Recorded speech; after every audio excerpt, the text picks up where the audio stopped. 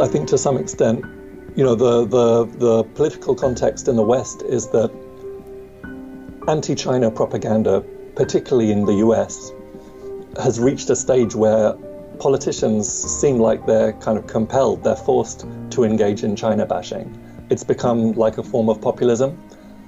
The media and politicians have been blaming China for everything, for COVID, for unemployment, for declining or slow economic growth. So Biden sort of feels that he has to prove to people that he's not going to be soft on China. He made it clear from the start that he planned to continue Trump's basic policy of hostility towards China. But at the same time, Biden wants to put some kind of distance in people's minds between himself and Trump. And he's doing that in two key ways, and both of them sort of feed into the summit. On an ideological level, he wants to establish himself as a strong representative of the so-called liberal democratic system, which a lot of people felt was in danger under Trump. So Biden wants to revive the reputation of Western democracy. And the other difference with Trump is that in terms of international relations, Trump was very much a unilateralist. He thought the US should set the agenda and its allies should just sort of follow its lead. Biden, on the other hand, wants to establish more of a coalition of the US's traditional allies, particularly Canada, Europe, Australia, and Japan. And an obvious example of this is the announcement of this AUKUS pact in September. It's very obviously part of a broader strategy of China containment.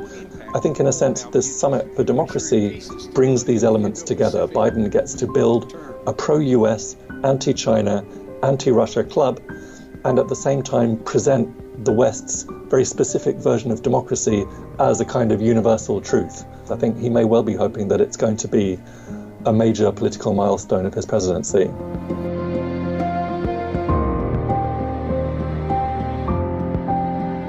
The limits of the Western democratic model are sort of increasingly plain for people to see.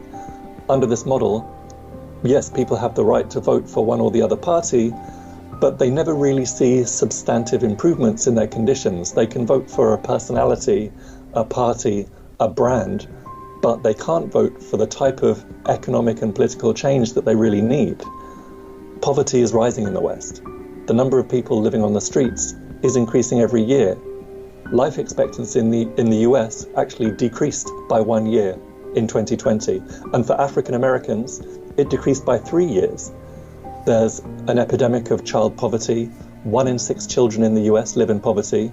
Did people vote for that? Is that a manifestation of democracy? Infrastructure's collapsing, but governments prefer to spend their money, their tax revenue, on weapons. The Biden administration has signed off on a military budget of $750 billion for a single year. And at the same time, you've got tens of millions languishing in poverty. The Western powers waged brutal wars in Iraq, Yugoslavia, Afghanistan, Libya, Syria, killing hundreds of thousands of people. Did people vote for those wars? Have ordinary people benefited from those wars? Meanwhile, the US has by far the largest prison population in the world.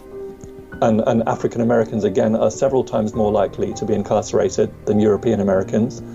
Black, Latino, indigenous people suffer significantly lower life expectancy, lower income, higher infant mortality.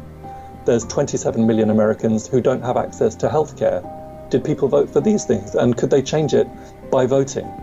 A truly representative government in the US or Australia or Britain or Canada would build real rights for its people. Why don't they end homelessness? Why don't they do what China's done and literally employ tens of thousands of people to go into poor neighborhoods and work with families, work with communities to help lift them out of poverty?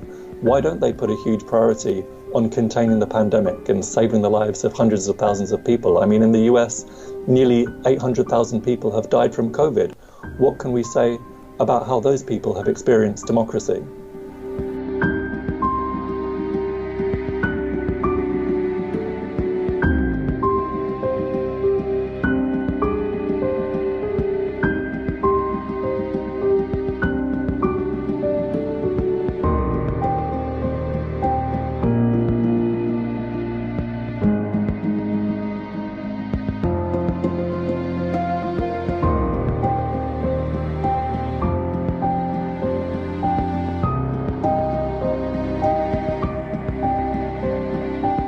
report says and what people are seeing in Texas is essentially a new set of restrictions that appear to be directly aimed at making it harder for Black, Latino, and Asian American people to vote.